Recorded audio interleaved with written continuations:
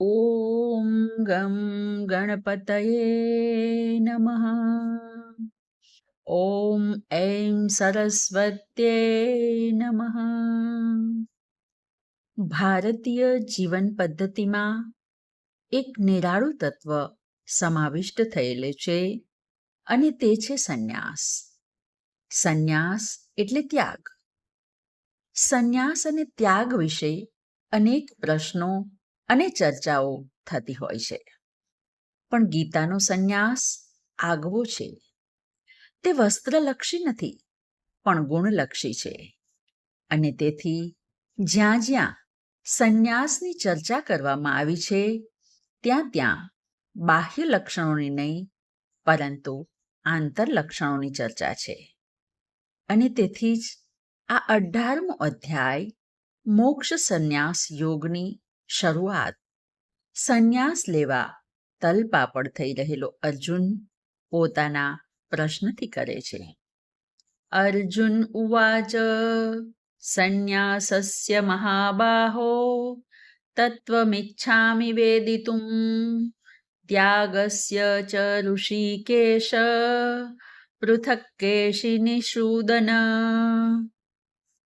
હે મહાબાહો, હું સંન્યાસના તત્વને જાણવા માંગુ છું.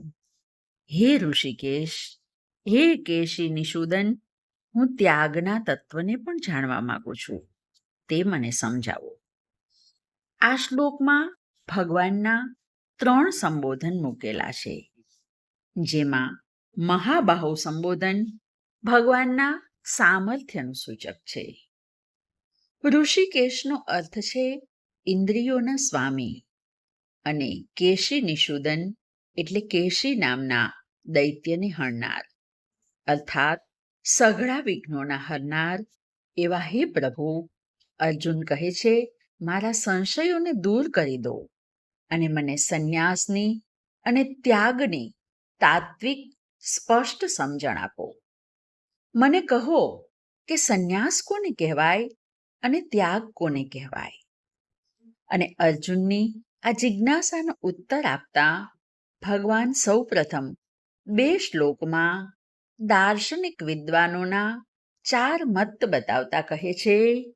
શ્રી ભગવાન ઉવાચ કામ્યાનાં કર્મણાં ન્યાસં સંન્યાસં કવયો વિદુ સર્વકર્મફલત્યાગં પ્રાહુસ્ત્યાગં વિચક્ષણા ત્યાજ્યં દોષવદીત્યેકે કર્મ પ્રાહુર્મનીષિણ યજ્ઞદાન તપઃ કર્મ ન ત્યાજ્યમિતિ ચાપરે.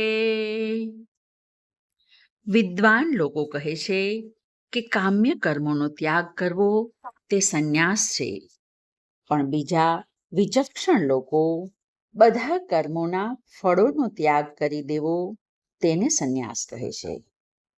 તો વળી કેટલાક મનીષી લોકો કર્મ માત્રમાં દોષ છે તેમ સમજીને કર્મ માત્રનો ત્યાગ કરી દેવો જોઈએ તેમ માને છે.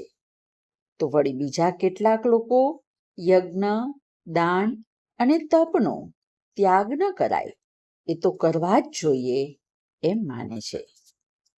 આપણે ત્યાં કર્મ 5 પ્રકારના માનવામાં આવે છે: નિત્ય, નૈમિતિક, કામ્ય અને પ્રાયશ્ચિત અને કર્તવ્ય કર્મ. શૌચ, સ્નાન, સંધ્યાવંદન એ નિત્ય કર્મ છે. કોઈ વિશેષ તિથિ કે વિશેષ સ્થાન કે પરિસ્થિતિ અનુસાર કરવામાં આવતું કર્મ એ નૈમિતિક કર્મ છે. જે કામનાઓ પુરુષાર્થથી પૂરી કરી શકાતી નથી, કોઈ અનુષ્ઠાન દ્વારા પૂરી કરવાનો પ્રયત્ન થાય, તે કામ્ય કર્મ કહેવાય. અને પોતાના પાપનો ખ્યાલ આવતા તેને દૂર કરવા માટે જે કર્મો કરવામાં આવે તે બધા પ્રાયશ્ચિત કર્મો કહેવાય.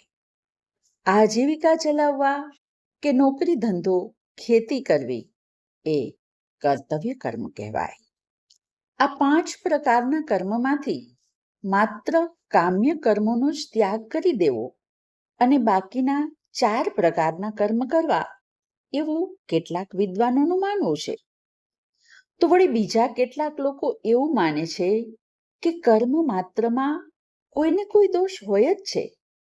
તેથી કર્મ માત્રનો ત્યાગ કરીને માત્ર પ્રારબ્ધ ભોગ જ ભોગવી લેવા.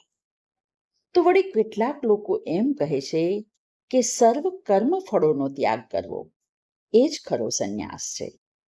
અર્થાત કર્મોનો ત્યાગ નહીં, પરંતુ કર્મ ફળનો ત્યાગ કરવો.